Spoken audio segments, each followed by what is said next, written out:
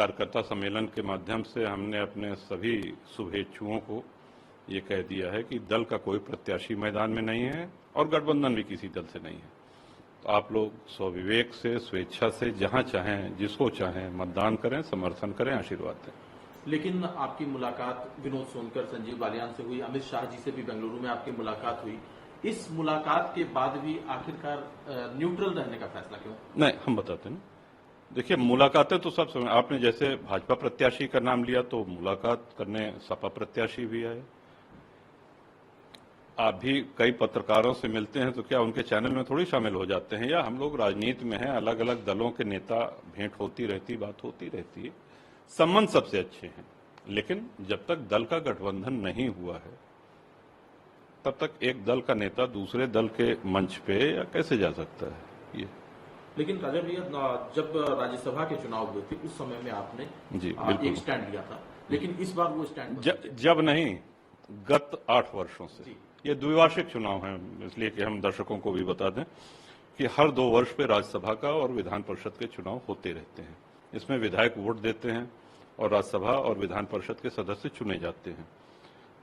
तो ये 2018 से हम देते आ रहे हैं। जब आवश्यकता पड़ती थी तो भाजपा के संगठन के कुछ लोग आए और माननीय मुख्यमंत्री जी ने बुलाया, उन्होंने कहा कि वोट चाहिए, हमने कहा ठीक है, तो तब से हम देते आ रहे हैं।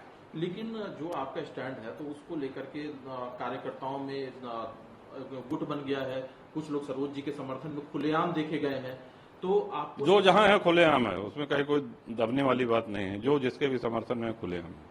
अच्छा भैया, जो आपका स्टैंड है, आप पिछले कुछ दिनों में जो बयानबाजी हुई, लगातार राजा भैया को ही देखिए, हम एक चीज ये कहेंगे कि हमारे लिए ये मैटर करता है कि हमारे समर्थक, हमारे कार्यकर्ता वो प्रसन्न हैं जिनकी बदौलत हम हैं। तो हमारे इस निर्णय का उन्होंने स्वागत किया है, वो प्रसन्न है।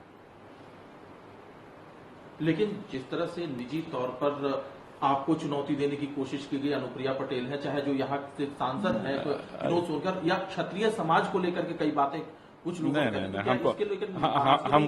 हमको किसी ने चुनौती दी है ऐसी कोई जानकारी हमको नहीं है।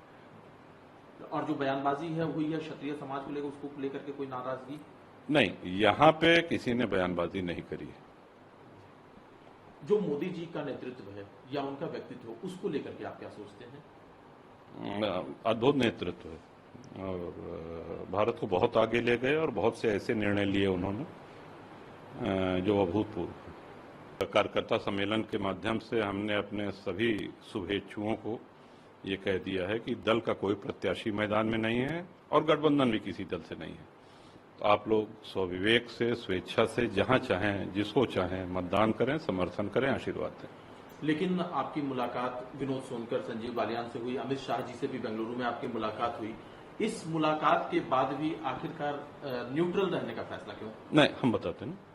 देखिए, मुलाकातें तो सब समय, आपने जैसे भाजपा प्रत्याशी का नाम लिया तो मुलाकात करने सपा प्रत्याशी भी आए। आप भी कई पत्रकारों से मिलते हैं तो क्या उनके चैनल में थोड़ी शामिल हो जाते हैं? या हम लोग राजनीति में हैं, अलग अलग दलों के नेता, भेंट होती रहती, बात होती रहती है, संबंध सबसे अच्छे हैं। लेकिन जब तक दल का गठबंधन नहीं हुआ है तब तक एक दल का नेता दूसरे दल के मंच पे या कैसे जा सकता है ये? लेकिन राजा भैया, जब राज्यसभा के चुनाव हुए थे उस समय में आपने एक स्टैंड लिया था, लेकिन इस बार वो स्टैंड जब नहीं, गत 8 वर्षों से। ये द्विवार्षिक चुनाव है, इसलिए कि हम दर्शकों को भी बता दें कि हर 2 वर्ष पे राज्यसभा का और विधान परिषद के चुनाव होते रहते हैं। इसमें विधायक वोट देते हैं और राज्यसभा और विधान परिषद के सदस्य चुने जाते हैं। तो ये 2018 से हम देते आ रहे हैं। जब आवश्यकता पड़ती थी तो भाजपा के संगठन के कुछ लोग आए और माननीय मुख्यमंत्री जी ने बुलाया, उन्होंने कहा कि वोट चाहिए, हमने कहा ठीक है, तो तब से हम देते आ रहे हैं। लेकिन जो आपका स्टैंड है तो उसको लेकर के कार्यकर्ताओं में गुट बन गया है, कुछ लोग सरोज जी के समर्थन में खुलेआम देखे गए हैं, तो आप जो जहां है खुलेआम है, उसमें कहीं कोई दबने वाली बात नहीं है। जो जिसके भी समर्थन में खुलेआम है।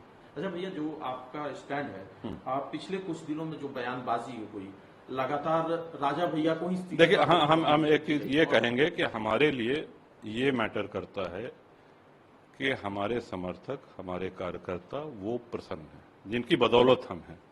तो हमारे इस निर्णय का उन्होंने स्वागत किया है, वो प्रसन्न हैं।